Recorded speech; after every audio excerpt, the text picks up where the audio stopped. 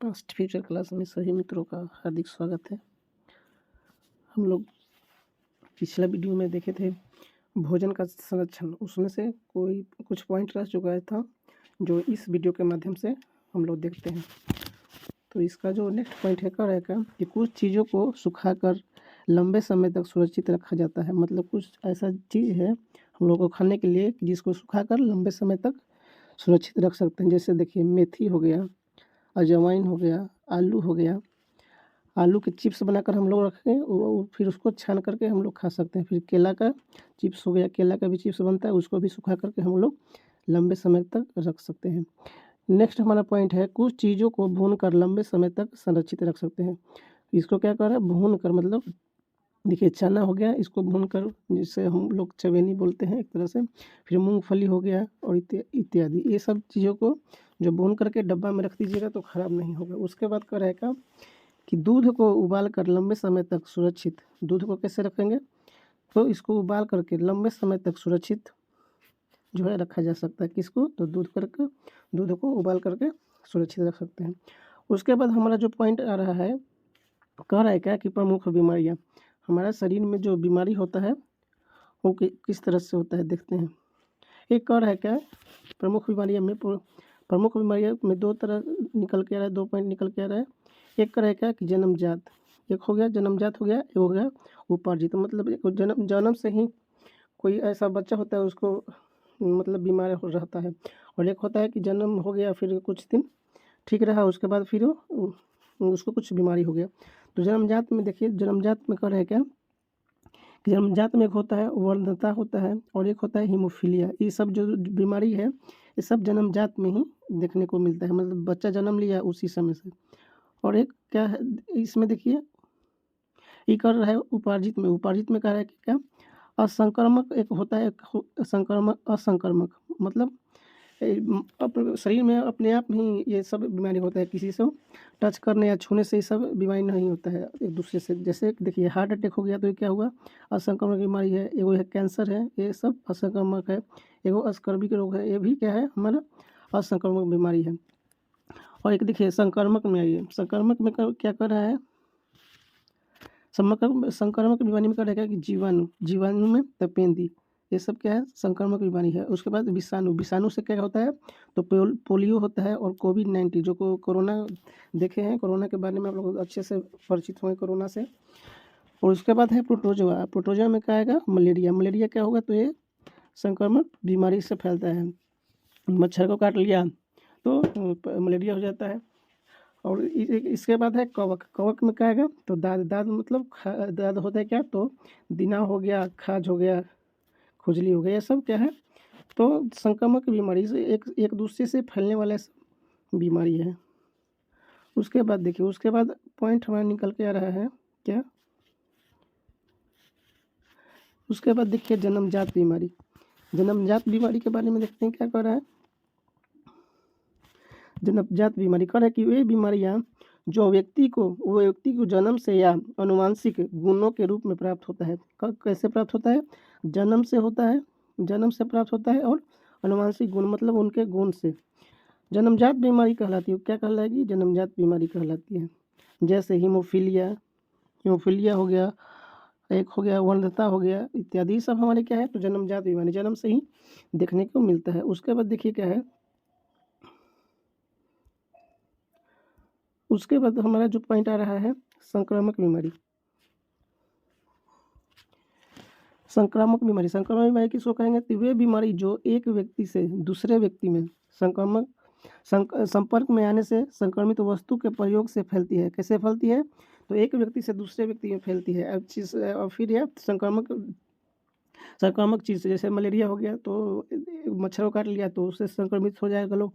और जैसे इसमें देखिए जैसे में क्या आ जाएगा तपेंदी हो गया, उसके बाद पोलियो हो गया, उसके बाद मलेरिया हो गया, उसके बाद खुजली हो गया। ये खुजली एक से दूसरे व्यक्ति को भी हो सकता है और होता भी है। ये सब क्या है तो एक संक्रामक बीमारी है। उसके बाद देखिए असंक्रामक बीमारी, असंक्रामक मतलब ये बिना संपर्क किए हुए। तो इसमें देखिए कौन कौन सा पॉइंट निकल के आ रहा है हम लोग असंक्रामक बीमारी में। तो असंक्रामक बीमारी में देखते हैं,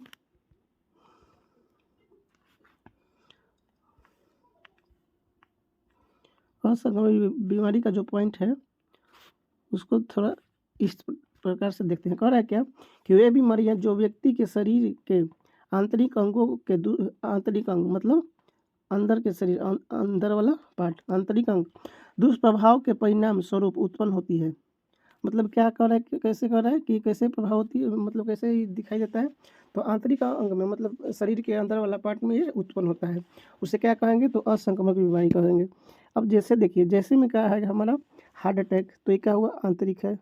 उसके बाद अस्कर्वी, उसके बाद कैंसर, ये सब क्या है तो आंतरिक मतलब शरीर में अपने आप उत्पन्न होता है। ये क्या है तो असंक्रामक बीमारी है, एक दूसरे से ये नहीं फैलता है, ये सिर्फ शरीर में ही अपने आप उत्पन्न होता है। उसके बाद देखिए थोड़ा सा नोट करके दिया हुआ है, इसको देख लेते हैं। कह रहा है क्या कि दूषित भोजन करने, दूषित जल के सेवन से और जानवरों के काटने से जीवाणु, विषाणु, प्रोटोजोआ, कवक शरीर में प्रवेश कर जाते हैं और हमें ये बीमार कर देते हैं। क्या कर रहा है कि अगर दूषित भोजन हम करेंगे और दूषित जल हम पिएंगे तो क्या होगा, हम बीमार पड़ेंगे। और जानवर को काटते जैसे कुत्ता काट लेता है तो उससे भी लोग बीमार पड़ जाते हैं। तो ये क्या कर रहा है, ये नोट में हमारा पॉइंट है, ये सब ध्यान में रखिएगा आप लोग। आगे चलती है, आगे चलते हैं। आगे क्या कर रहा है कि आगे ये कर रहा है क्या, विषाणु जनित रोग। विषाणु जनित रोग हमारा है अगला पॉइंट जो निकल के आ रहा है। तो इसमें पहला पॉइंट देखिए, कह रहा है क्या कि वे बीमारी जीवाणु के शरीर में प्रवेश करने से उत्पन्न होता है।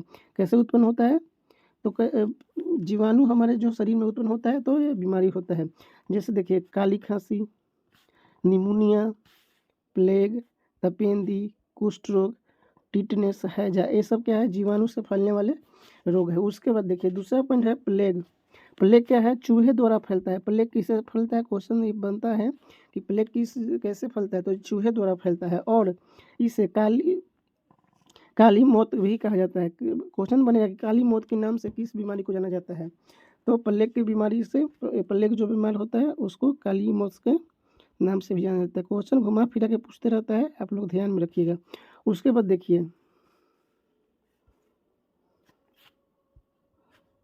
उसके बाद कह रहे हैं क्या कि हैजा मक्खियों द्वारा, हैजा जो है मक्खियों द्वारा, हैजा फैलता है मक्खियों द्वारा। दूषित भोजन, दूषित जल, दूषित भोजन करिएगा, जैसे बासी खाना हो गया, चाहे देखते हैं ठेला पे जो बेचता है बाहर में स्टेशन के पास, वो सब क्या है दूषित भोजन है। आप लोग उससे थोड़ा दूर रहिएगा, अपने शरीर को कंट्रोल करिएगा, तो ये सब आप लोगों को नहीं होगा। अब देखिए कह रहे क्या कि दूषित भोजन, दूषित जल मतलब खराब जल, गंदा जल हो गया, गंदा पानी हो गया, उसको हम लोग सेवन करते हैं मतलब पीते हैं, तो उससे क्या होगा हैजा फैलता है। और इसके द्वारा क्या होता है, इसके द्वारा फैलता है, इससे उल्टी, हैजा में क्या होगा, हैजा का पहचान है तो उल्टी होगा, उल्टी हो जाता है, अनपच हो जाता है, अनपच जैसी समस्या उत्पन्न होता है। मतलब हैजा कैसे पहचाना जाएगा, तो उल्टी हो गया और अनपच होने लगा, जिसको दस्त के नाम से भी जाना जाता है। ये क्या है, एक बीमारी है। उसके बाद चलिए, उसके बाद हमारा जो पॉइंट आ गया है, उसके बाद देखिए मियादी बुखार। एक क्या है मियादी बुखार, दूषित भोजन और दूषित जल से सेवन करने से भी क्या होता है, दूषित भोजन करिएगा और दूषित जल पीजिएगा तो आपको बुखार इस तरह का लगता है। उसके बाद देखिए, उसके बाद कह रहा है क्या,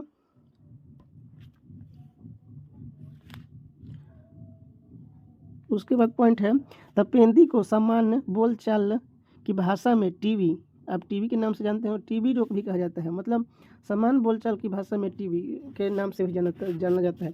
टीबी के नाम से हर एक व्यक्ति को पता होगा कि इसको टीबी हो जाता है, तो उससे अलग रहता है कि डर के कारण, क्योंकि हमको एक दूसरे से नहीं फैल जाए। तो ये टीबी क्या है, एक दूसरे से फैलने वाली बीमारी नहीं है। इसमें आप लोग छुआछूत नहीं मानिएगा, इसमें आप लोग सपोर्ट करिएगा जो भी व्यक्ति को होगा आपके घर में, भगवान करके ऐसा ना हो, लेकिन बाई चांस हो जाए तो उसको आप लोग अच्छे से देख रेख करिए, क्योंकि टीबी एक दूसरे से फैलने वाली बीमारी नहीं है। ये क्या होता है, अपने आप उत्पन्न होता है। उसके बाद कह रहा है कि इसमें व्यक्ति का फेफड़ा, टीबी से क्या होता है, इसमें व्यक्ति का फेफड़ा प्रभावित होता है। इसके इसके उपचार बीसीजी के टीका से किया जाता है। मतलब बीसीजी का टीका लगा करके इसका उपचार किया जाता है। किसका, तो टीबी का। क्वेश्चन बनेगा कि टीबी का उपचार कैसे किया जाता है, किस माध्यम से किया जाता है, तो बीसीजी के टीका लगाने से। उसके बाद देखिए कह रहा है क्या, हम सॉरी थोड़ा सा इस तरफ, हाँ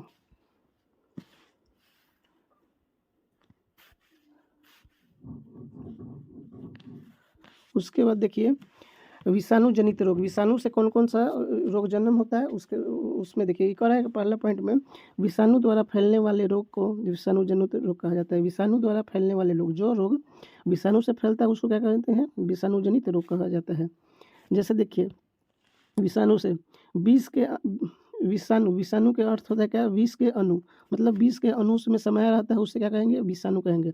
अब जैसे में देखिए, जैसे में क्या कह रहा है, जैसे में पीलिया, पीलिया हो गया, चेचक हो गया, एड्स हो गया, फ्लू हो गया, खसरा हो गया, रेबीज हो गया, गलफुआ हो गया, डेंगू हो गया, पोलियो हो गया, चिकनगुनिया हो गया, ये सब हमारे इतना सारे जो बीमारी है ये सब विषाणु के अंतर्गत आते हैं। विषाणु से सब फैलने वाले बीमारी हैं। उसके बाद देखिए, उसके बाद कह रहा है क्या दूसरे पॉइंट में कि पीलिया दूषित जल के सेवन से फैलता है। पीलिया जो है दूषित जल के सेवन से फैलता है। पिछले पॉइंट में देखे थे कि हैजा कैसे होता है, तो उसमें दूषित जल और दूषित भोजन से फैलता था, और ये क्या है कि दूषित जल से फैल रहा है। इसमें व्यक्ति का शरीर पीला हो जाता है। पीला में व्यक्ति का शरीर जो है पीला हो जाता है। जैसे इसका पीलिया का एक आप लोग नाम सुने होंगे कि जॉइंटिस हो जाता है व्यक्ति को। जॉइंटिस के नाम से अधिकतर लोग को मालूम होगा कि उस व्यक्ति को जॉइंटिस हो गया तो क्या होगा, पीलिया हो गया, उसमें सब शरीर पीला पड़ जाता है, और उसका जो पेशाब भी होता है तो पीला टाइप के पड़ जाता है। इसमें पानी की मात्रा भरपूर लेना चाहिए, हरा हरा साग सब्जी खाना चाहिए, जिससे आपको शरीर लड़ सके इस बीमारी से। उसके बाद करेगा कि पीलिया दूषित जल, पीलिया जो है दूषित जल और दूषित भोजन सेवन करने से फैलता है। ये भी क्या होता है, तो दूषित जल से फैलेगा और दूषित भोजन से, ज़्यादा करके जल से तुरंत अटैक करता है, और दूषित भोजन तो समांतर लोग कम करते हैं, लेकिन जल कभी भी और कहीं भी पी लेते हैं। तो ये कह रहा है क्या कि पीलिया जो है, सॉरी पोलियो कह रहा है, पोलियो दूषित जल और ये इससे फैलता है, मतलब चलिए। उसके बाद है रेबीज। रेबीज के बारे में देखिए,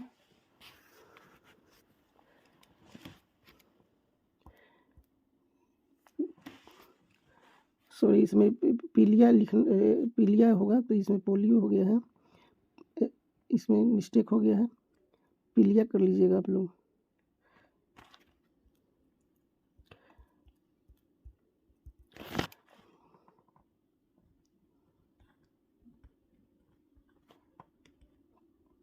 पीलिया कर लीजिएगा, ध्यान दे दीजिएगा।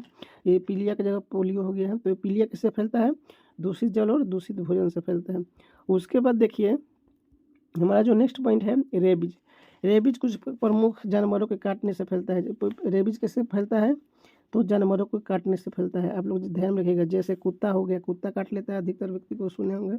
कुत्ता हो गया, घोड़ा हो गया, बंदर हो गया, ये सब जो काटता है तो उससे क्या होगा कि ये रेबीज टाइप का एक संक्रामक बीमारी हमारे शरीर में हो जाता है। मतलब जिसको कुत्ते ने काट लिया और जिसको बंदर ने काट लिया, उसको समझिए कि ये सारे रोग हो जाते हैं। अब उसके बाद देखिए डेंगू और चिकनगुनिया। डेंगू कैसे होता है और चिकनगुनिया क्या है। एक करे क्या कि दोनों एंडीज नामक मच्छर के काटने से फैलता है। चिकनगुनिया और डेंगू ये क्या है, तो एंडीज नामक, कौन सा नामक मच्छर, तो एंडीज नामक। और पूछता है क्वेश्चन कि एक एंडीज नहीं रहेगा तो पूछेगा ऑप्शन में कि कौन मच्छर काटने से हमारा शरीर में डेंगू होता है। तो एक नर रहता है, एक मदर रहता है। तो ये क्वेश्चन का आप लोग जवाब दीजिएगा। उसके बाद देखिए क्या रहेगा कि गलसुआ मतलब कनपेरा, गलसुआ हो गया कनपेरा में कान के नीचे सूजन आ जाता है। कनसुआ में, जिसको गलफूला नाम से जान लेते हैं हम लोग, आपको इसको क्या होता है, तो कान के नीचे इसमें सूजन दिखाई देने लगता है। इसमें पट्टी उट्टी लगा करके इसका इलाज किया जाता है। उसके बाद देखिए, उसके बाद हमारा टॉपिक निकल के आ रहा है क्या, प्रोटोजोआ जनित रोग। प्रोटोजोआ जनित रोग मतलब प्रोटोजोआ से कौन कौन बीमारी होता है, प्रोटोजोआ जनित रोग। इसमें देखिए कह रहा है क्या, प्रोटोजोआ में कह रहा है कि वे रोग जो प्रोटोजोआ के माध्यम से फैलता है, किसके माध्यम से, तो प्रोटोजोआ के माध्यम से फैलता है, उसे प्रोटोजोआ जनित रोग कहा जाता है। उसे क्या कहिएगा, तो प्रोटोजोआ जनित रोग कहिएगा। जैसे देखिए पेचिस हो गया, जिसको डायरिया बोला जाता है। उसके बाद मलेरिया हो गया, उसके बाद पैरिया हो गया। इसका क्या कारण है, तो प्रोटोजोआ कारण है। उसके बाद देखिए कह रहा है क्या, पेचिश, पेचिश जो है पेचिश दूषित मक्खियों के माध्यम से फैलता है। मतलब पेचिश जो है डायरिया, डायरिया इसको मान लीजिए डायरिया कहा जाता है। डायरिया कैसे फैलता है? तो दूषित मक्खी, मक्खी मतलब एक गंदा बैठा तो फिर जाके कहाँ भोजन पे बैठता है, तो इसी तरह से आपका भोजन भी दूषित हो जाता है। तो इस तरह से हम लोगों को बीमार कर देता है और डायरिया जैसा बीमारी को उत्पन्न कर देता है। तो खाने को ढक करके रखना चाहिए। खाना जो बना है वो घर में उसको हर समय ढक करके रखना चाहिए, जिससे कि आपका भोजन दूषित ना हो। इसमें क्या है क्या कि इसमें सर्वप्रथम दस्त होता है। इसमें क्या होता है, जिसको पेचिश हो गया उसमें क्या होगा, दस्त मतलब उल्टी हो जाता है। तत्पश्चात ब्लड भी निकलने लगता है, और ज़्यादा उल्टी हो जाएगा तो उसके बाद ब्लड भी हमारे शरीर से निकलने लगता है मुंह के माध्यम से। तो ये हमारा आज का टॉपिक यहीं समाप्त होता है। और जिन भाइयों का एग्ज़ाम तो स्टार्ट हो गया है, और जिन भाइयों का एग्ज़ाम हो गया है वो टेंशन नहीं लीजिए, आपका रिजल्ट अच्छा आने वाला है। और जिनका होने वाला है वो भी टेंशन नहीं लीजिए, अच्छे से जम के तैयारी करिए और 2 बार 3 बार वीडियो को देखते रहिए, अच्छा से रिविज़न करिए, आपका भी अच्छा मार्क्स आएगा। Thank you for watching video. आज के लिए इतना ही, अगला वीडियो में फिर मिलते हैं। तब तक के लिए आप लोग अच्छे से